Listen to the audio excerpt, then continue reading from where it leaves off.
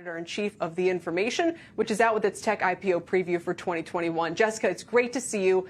Welcome. I actually want to start with this rival of Peloton. What's it called that I haven't heard of? I wonder if that could be a problem. People go, I didn't know there was a rival to Peloton. You know, I think there are many rivals to Peloton, but I'm not following that one in particular, although I would be bullish because I'm bullish Peloton. But you know, to answer your question, Kelly, I think it's still go time for the tech IPO markets into next year. Investors are chomping at the bit. For many of them, this is the period they've been waiting for after a decade plus of illiquidity. So we think there's a really robust pipeline. Yeah, and Icon is the one I was mentioning, but you're right. I mean, there's Mirror, you could say there's Apple Fitness. Anyway, we won't dwell on Peloton per se. But the one I'm also very, very interested in, I'm curious if you guys know if it's going to come or not, is Stripe, because they're doing some super interesting things in kind of the fintech infrastructure space with shopping online. I mean, is Stripe one you think is pretty likely to go next year, or could that still be a ways off? I think it could. It's definitely one to watch. The thing about Stripe is it's really in control of its own destiny, and that decision is really going to come down to the Collison brothers around when they go and when they want to be public.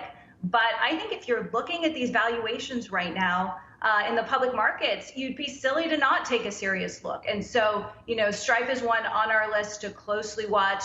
Other, obviously, fintech names you mentioned. Affirm, I think Coinbase could be on the list, many others as well. I would not rule Stripe out for next year, though. And I wonder about Instacart, because that's a huge, I imagine, pandemic beneficiary. And if they're someone who's thinking, you know, maybe we get out there while the story's still strong for us, as opposed to once everybody's talking about reopening. Absolutely. Instacart is pretty along in its process, we hear, in getting out huge pandemic tailwinds.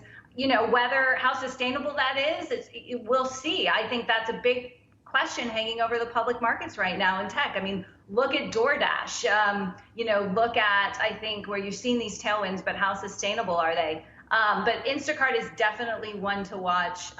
Huge boost and, you know, very solid model overall. So I think they could have some very solid performance. And what about perhaps the most controversial one on the list? So I've saved it for last. It's Robinhood. I mean, every day now. Today it was they paid a fine, I think, to one of the regulators. Yesterday it was Massachusetts going after them. And going public entails much closer scrutiny of their business model, which is what today's fine was about. Exactly. I mean, I think those are the questions. But then you look at the perspective of, you know, whether these companies go or not, it's about valuation. It's about relative valuation to the private markets. And if they're going to get money for cheaper from public investors who frankly have, I think, are chomping at a little bit. It's there hasn't been a lot of new IPO inventory. Everyone's looking for diversity from the FANGs, and I think you're just, you know, that's behind these really, really top valuations that frankly have sent people here in Silicon Valley a little bit surprised. So I think that's the calculus in the boardroom. But surely these companies are going to get their act together. No one wants to see another WeWork. Yeah, that's for sure. And it's amazing that as busy as it's been this year, we just showed all the names on your list, that there's so many more waiting in the wings. Jessica, thanks so much. We appreciate it.